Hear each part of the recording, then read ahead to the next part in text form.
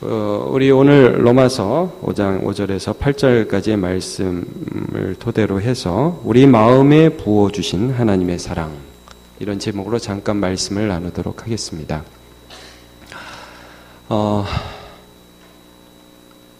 제가 중고등부 수련회를 초등학생으로 따라간 적이 있었습니다. 제가 초등학교 때 시절에 이제 초등학교 학생이 놀러 따라간 거죠. 형 누나들 있는 그 수련회에 따라가서 이제 누나들하고 형들하고 좀 같이 놀아보려고 따라갔는데 너무 피곤했나 봅니다. 제가 낮 강의 시간에 한 번은 그 형들은 다 강의 듣고 있는데 그 중간 좀 뒷쯤에서 너무 피곤해가지고 그냥 뒤로 자빠져가지고 잔 적이 있어요. 자고 일어나니까 사람들이 막 웃더라고요. 왜 웃나 난 몰랐어요. 나중에 보니까 이제 여러분 옛날에 그런 장난 많이 했지 않습니까? 자고 나면 여기다 막 그리고 막 그러는 거. 그러니까 형들 누나들이 이 동생이 와서 자는데 초등학생이 자고 있는데 막 그려놓더라고요. 깨고 나서 마음에 상처를 받았습니다. 삐졌습니다. 그때의 상처가 아직도 제 마음에 있는데, 이제 이런 얘기를 왜 하냐면 사람의 마음에는 이 수치감, 부끄러움 이런 게 있어요. 저는 이제 그때도 생각해 볼 때 이 얼굴에 뭘 그린 게 그게 뭐 이렇게 창피합니까? 사실 우리 어린 아이들 보면 아이들 우리 야 창피해 옷 입어 그러면 엄마 아빠 뭐가 창피해 이러고 다니잖아요. 사실은 우리가 하나님과 좋은 관계가 있으면 창피할 것이 없습니다. 아무것도 부끄러운 게 없어요. 부끄러움이란 단어가 우리 원래 없습니다. 그런데 이게 끊어지니까 이 그린 게 창피한 게 사실은 아니에요. 마음이 우리 안에 너는 그런 인간이다라는 정죄감이 늘 있어요. 그걸 가리고 싶은 존재일 뿐입니다. 자, 근데 우리가 이제 로마서 말씀 계속 보면서 뭘 알게 되죠? 우리 같은 사람에게 예수 그리스도를 보여주심으로 하나님이 사랑을 확증해 주셨습니다. 자, 그래서 우리가 지난주에 어떤 말씀 나눴습니까? 그 믿음이 환난 중에도 역사하니까 환난은 인내는 연단은 소망을 낳는 줄 우리가 압니다. 자, 그렇게 하고 오늘 본문 말씀 5절이 어떻게 시작하냐면 소망이 부끄럽지 않게 한다고 그렇게 말씀합니다. 자, 5절 한번 같이 한번 읽어보겠습니다. 시작. 소망이 우리를 부끄럽게 하지 아니함은 우리에게 주신 성령으로 말미암아 하나님의 사랑이 우리 마음에 부음받음이니 그랬습니다. 소망이 우리를 부끄럽게 하지 않는다. 여러분 우리에게 어려운 일이 때로는 닥칠 수밖에 없다.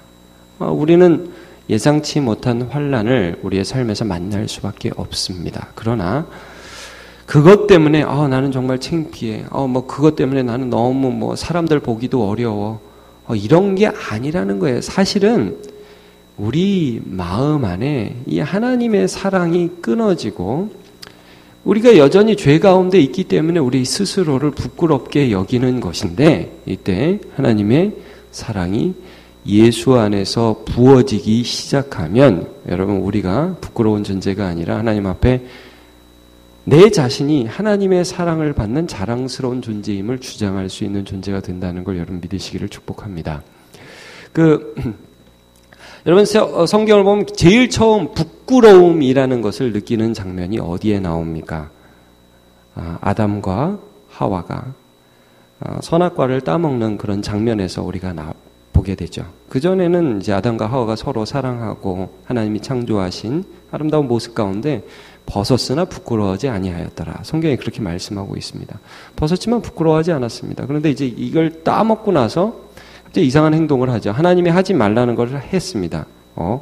하나님이 이런 나를 사랑하셔?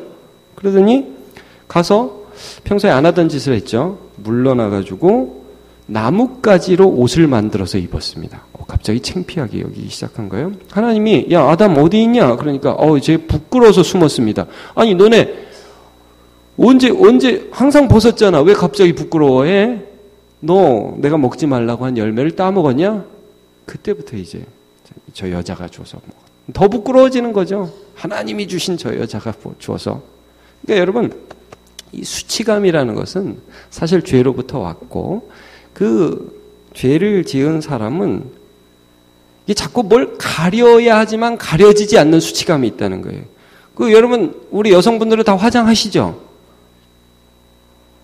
제가 보니까 그래도 우리 교회 교인들은 화장을 꽤 이쁘게 하시는 것 같아요. 여러분 화장해야 됩니까? 안 해야 됩니까? 하셔야죠. 예의상 해주. 너무 이렇게 갑자기 민낯으로 보면 우리 서로 놀라잖아요. 막 놀라잖아요. 그러니까 해주시고요. 예의상 서로 해주는 거. 저도 머리 감고 다녀야 될 거 아니에요. 그렇죠? 예의상 하는 겁니다. 근데 이걸 치장으로 하면 피곤한 거예요. 그러니까 가리기 위해서. 이게 가려지지가 않아요. 여러분, 나뭇잎을 가린 아담과 하와를 보면 하나님이 얼마나 우스워요. 쟤 뭐하냐? 쟤 저기 가려진다고 저거 하는 거냐? 여러분, 사람이요. 수치감이 다 안에 있어요. 다 안에 있는데 그거를 가리고 싶어 해요. 어떤 사람은 돈으로 가리려고 해요. 어떤 사람은 명예로 가리려고 그래요. 어떤 사람은 뭐 자녀 우리 아들이 어떤데 이걸로 가리려고 그래요. 안 가려져요. 그게 그렇게 되는 게 아니에요. 예수 그리스도를 통하여 하나님의 사랑이 우리 마음에 부어 주실 때에만 우리가 그 안에서 가려진다는 말씀이에요. 여러분, 그래서 하나님이 그렇게 수치스러워하는 아담과 하와에게 어떤 일을 해주셨죠? 성경을 보니까 가죽옷을 지어 입히셨다. 사람이 가리는 거 안 가려준다는 거예요. 가죽옷. 여러분, 그 가죽옷이 무엇을 상징할까요? 누가 죽었다는 거 아니에요? 가죽옷은. 그렇죠? 생명이 죽었다는 거 아니에요. 그러니까 내가 무엇인가를 너의 죄에 대한 대가를 죽여서 너의 수치를 가려주겠다. 여러분, 그거는 예수 그리스도를 상징하는 거예요. 그거는 예수 그리스도께서 나를 위해 죽으셔서 나의 옷이 되시고 나의 가림막이 되어주신다는 것이고, 그것을 입으면서 아담과 하와는 뭘 느꼈을까요? 겉은 가죽옷으로 가렸지만 이 마음은 하나님의 사랑이 부어진 거예요. 우리의 수치감은 절대로 우리의 힘으로 가릴 수가 없습니다. 화장한다고 되는 문제가 아니에요. 루이비통 가방을 매서 되는 문제가 아닙니다. 예수 그리스도로 옷 입어야 되고 하나님의 사랑이 마음에 부어질 때 가려주는 줄로 믿습니다. 자, 5절을 다시 한번 읽어보죠. 5절 시작. 소망이 우리를 부끄럽게 하지 아니함은 우리에게 주신 성령으로 말미암아 하나님의 사랑이 우리 마음에 부은 바 됨이니. 자, 그러면 이런 사랑이 부어졌으면 외형적으로는 조금 불쌍해 보이고 어렵게 보이고 힘들어 보여도 아주 당당한 사람들이 있습니다. 예를 들면 바울 같은 사람이죠. 바울은 사도였습니다.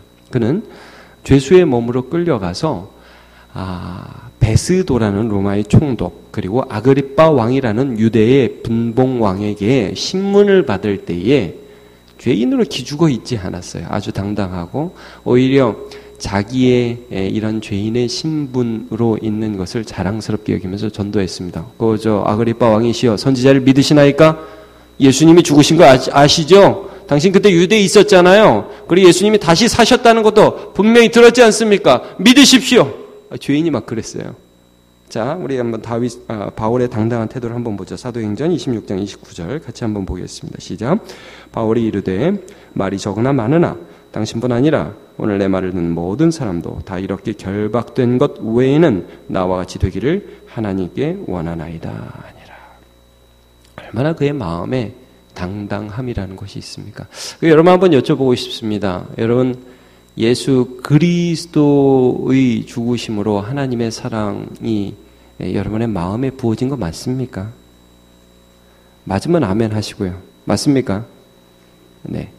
여러분, 하나님이 우리를 사랑하셔서 예수 그리스도를 보내셨습니다.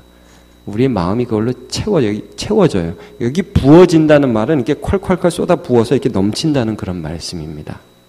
다른 것으로 절대 채워지지 않는 이 사랑이 하나님의 은혜로 성령께서 부어주신다는 거예요. 자,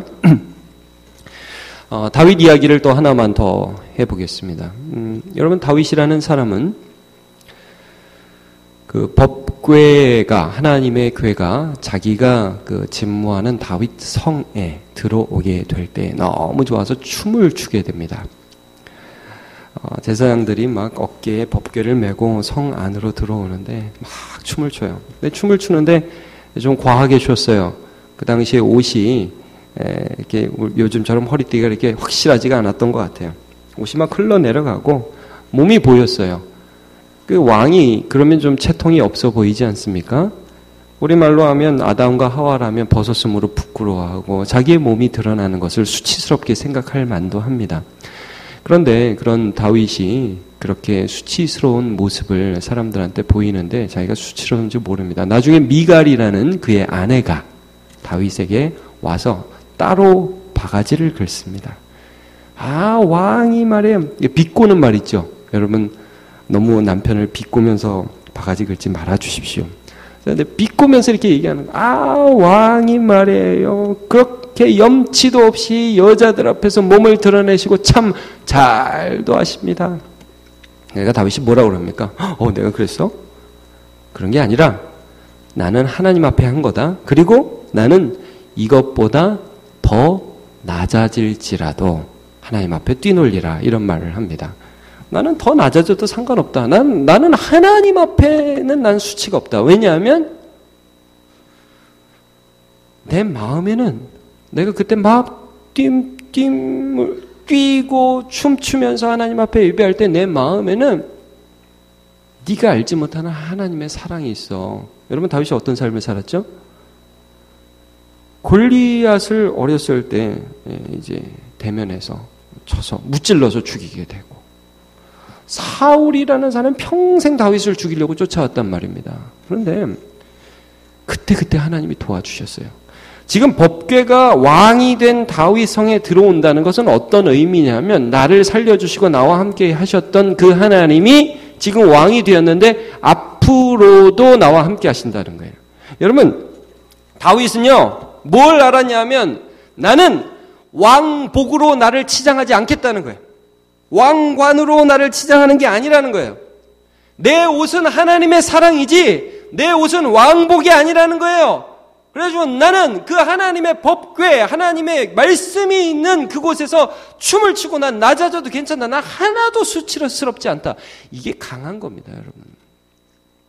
사람이 막 그거 없으면 죽을 것 같고요. 뭐 우리나라는 이렇게 차도 중요하고 집도 중요하고 명예도 중요하고 대학도 중요하고 직장도 중요하고 중요한 게 너무 많아요. 근데 여러분 그게 우리를 강하게 하고 그게 우리를 부끄럽게 하지 않는 게 아니라는 거예요. 그런 건 있다가도 없고 없다가도 있는 거예요. 그러나 하나님의 사랑은 변하지 않는 줄로 믿습니다. 하나님의 사랑을 이해할 수 있는 두 가지 포인트가 있습니다. 자, 6절부터 8절 오늘의 본문을 읽고 그 두 가지 포인트를 한번 좀 살펴보도록 하겠습니다. 6절부터 8절 시작. 우리가 아직 연약한 때에 기약대로 그리스도께서 경건하지 않은 자를 위하여 죽으셨도다. 의인을 위하여 죽는 자가 쉽지 않고 선인을 위하여 용감히 죽는 자가 혹 있거니와 우리가 아직 죄인 되었을 때 그리스도께서 우리를 위하여 죽으심으로 하나님께서 우리에 대한 자기의 사랑을 확증하셨느니라. 아멘. 여러분 여기서 이제 6절에서 우리가 아직 연약한 때 기약대로라는 표현을 좀 유의해서 보셔야 됩니다. 기약대로. 이 말씀은 약속된 시간에 이런 뜻입니다. 다른 말로 하면 우리가 성경에서 이런 말씀을 가끔 보는데 때가 참에 이런 구절인데요. 자, 갈라디아서 4장 4절을 한번 보겠습니다. 시작. 때가 참에 없습니까? 이 제가 실수입니다. 제가 읽겠습니다. 때가 참에 하나님이 그 아들을 보내사 여자에게서 나게 하시고 율법 아래에 나게 하신 것은 율법 아래에 있는 자들을 속량하시고 우리로 아들의 명분을 얻게 하려 하심이라. 자, 에베소서 1장 9절 말씀도 제가 읽겠습니다. 그 뜻의 비밀을 우리에게 알리신 것이요 그의 기뻐하심을 따라 그리스도 안에서 때가 찬 경륜을 위하여 예정하신 것이니 그랬습니다. 자, 무슨 때가 찼느냐? 기약대로 오셨다는 것은 이런 의미입니다. 사람이 자기 힘으로 하나님을 기쁘게 하고 하나님 앞에 선을 행할 수 없다는 것이 충분히 드러나서 자기의 모든 힘으로 한 것이 실패한 그때에 하나님이 기약대로 아들 예수 그리스도를 보내셨다. 이런 말씀입니다. 자, 여러분, 예수님은 지금부터 약 2000년 전에 오셨습니다. 그리고 예수님이 오시기 전 1400년 전, 2000년 전, 여러 이야기를 하지만 약 1500년 가량의 기간 동안 하나님이 율법을 주시고 이스라엘 백성들에게 율법을 통하여 살아보라고 하셨습니다. 십계명도 주셨어요. 유대인들 구체적으로 그것을 613개의 조항으로 나누어서 지켜보려고 노력을 했습니다. 결론은 무엇이었냐? 못 지킨다는 거였습니다. 안 된다는 거였어요.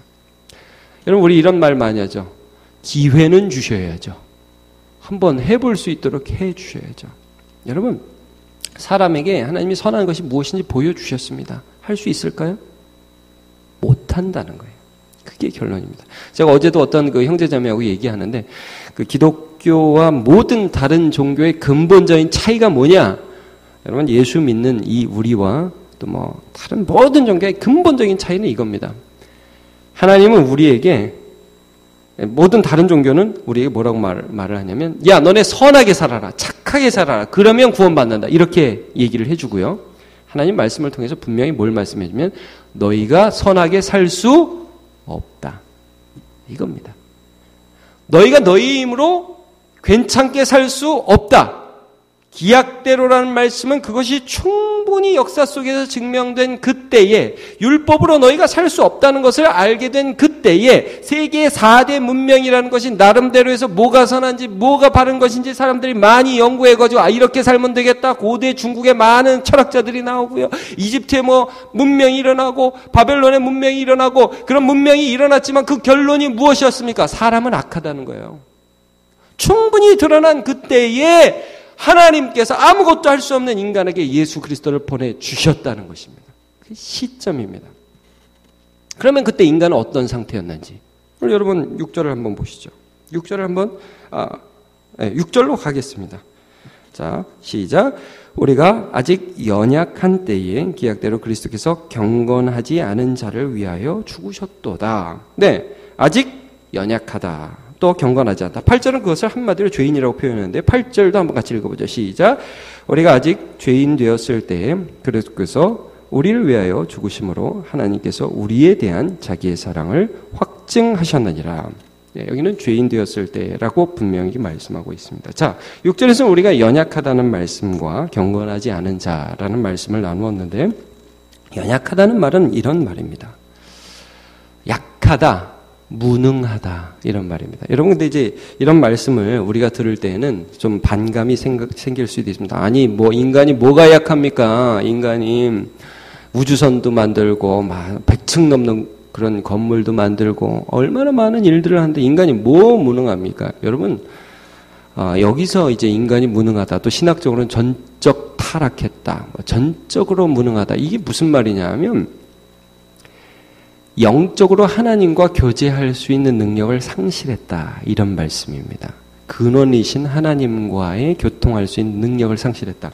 그러니까 예를 들면 여러분, 하나님이 소돔과 고모라를 심판하실 때 천사들을 보내시고 그 다음에 롯에게 가서 이제 내일 아침 불과 영원히 이 땅을 멸망한다, 가족들 데려와라, 그랬을 때 사위들이 오지 않습니까? 사위들이 와가지고 야 빨리 가자, 하나님이 치신다. 사위들 뭐라고 그래요?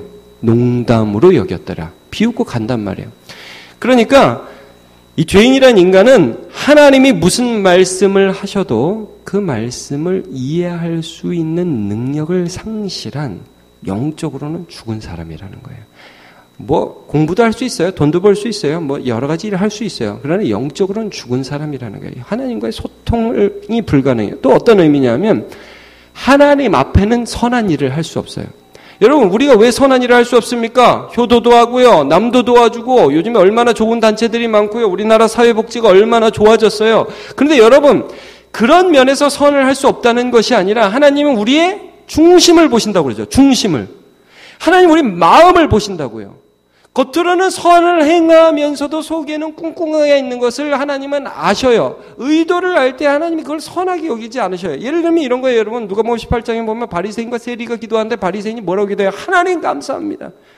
나는 소득의 11조를 하고 일에 한 번씩 금식하고 특별히 저 세리와 같지 않냐면 감사하나이다. 하나님이 토하실 것 같았어요.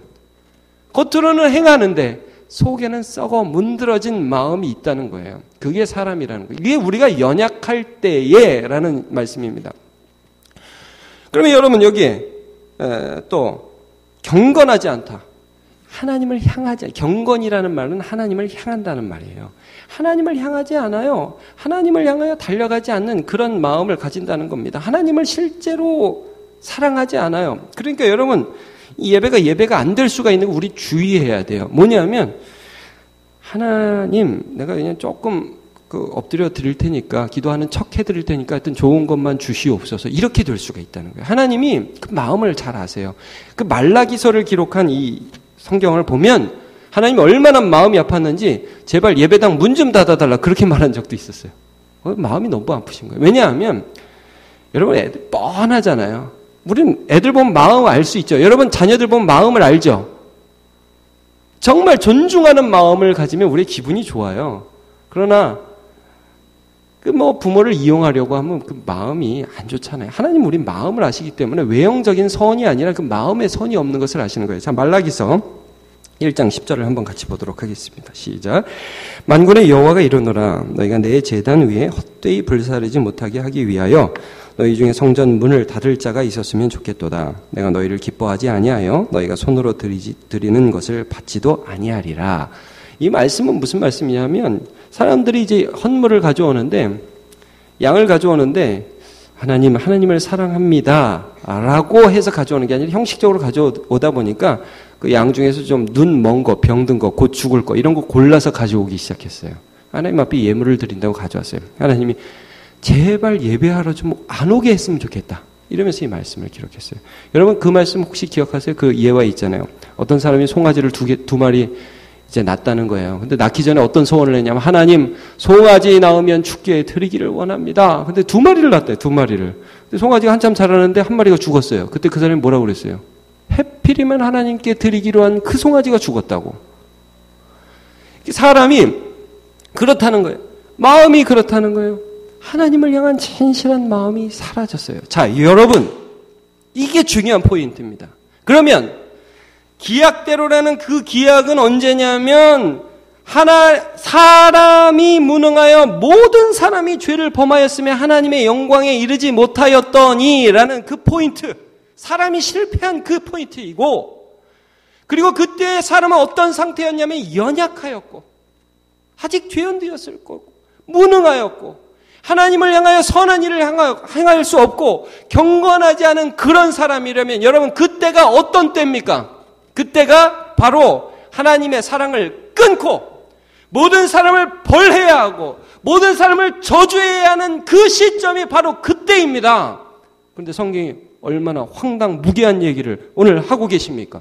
그때 비로소 그때에 하나님이 그의 아들 예수 그리스도를 우리를 위하여 죽이게 하셨다. 여기서 우리가 사랑이라는 걸 배운다는 말씀입니다. 이게 사랑이구나.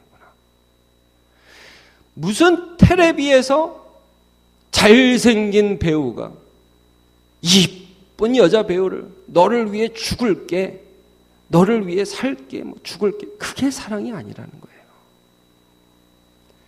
도저히 내 힘으로는 가릴 수 없는 수치감,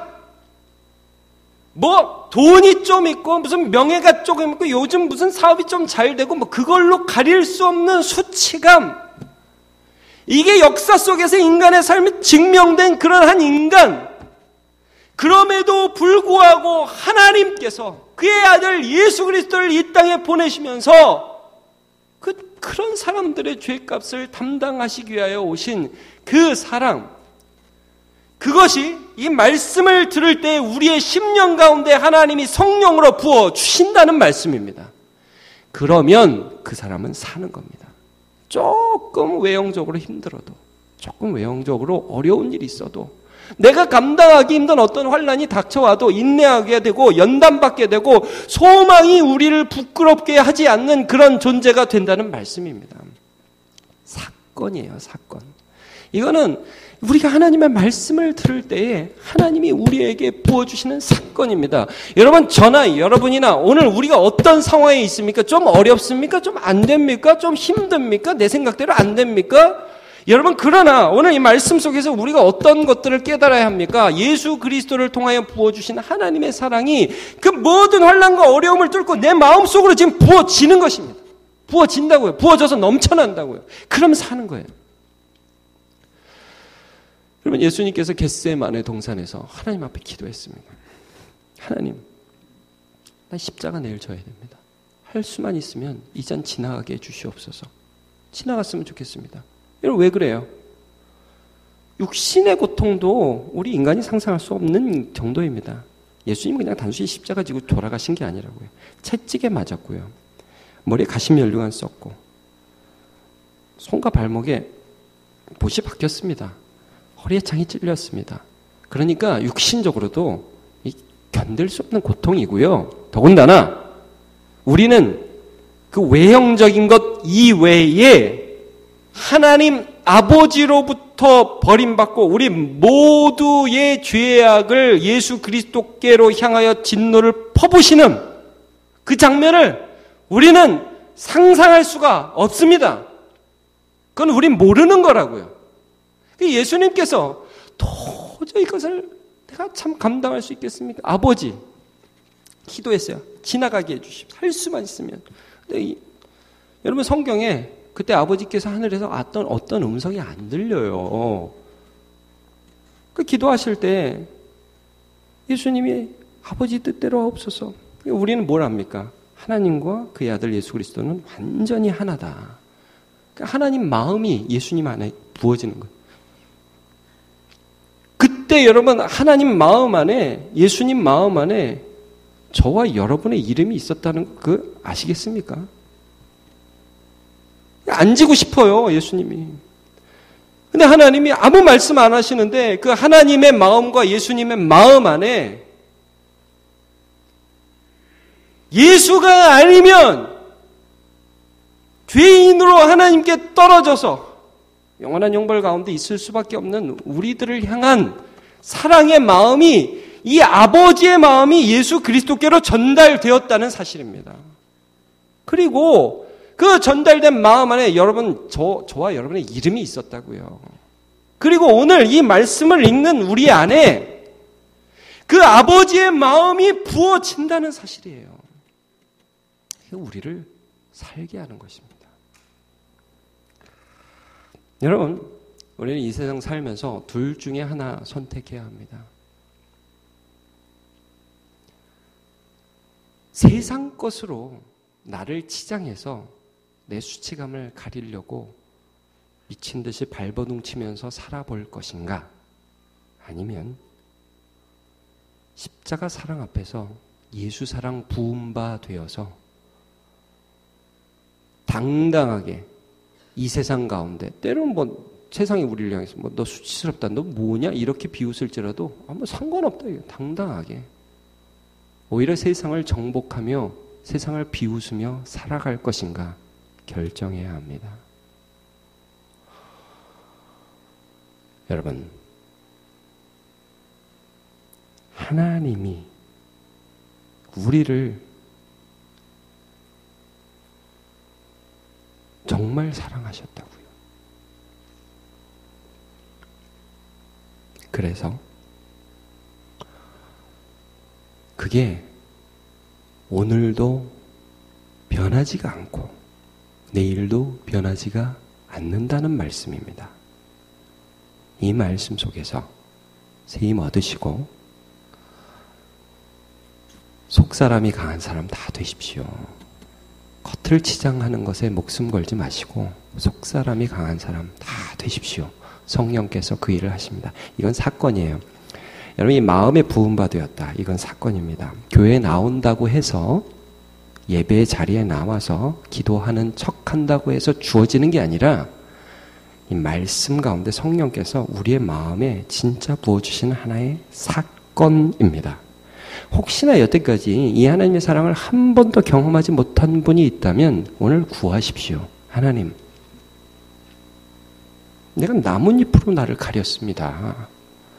이게 뭐 말도 안 되는 건데 이걸로 나를 가렸습니다. 근데 하나님 이게 아니네요. 가죽옷, 겉으로는 가죽옷이고요. 속으로는 그의 사랑이 부어진 겁니다. 감당할 수 있는 그 안에로 속사람이 강해져서 세상을 이기는 주의 사람 다 되시기를 예수님의 이름으로 축원합니다.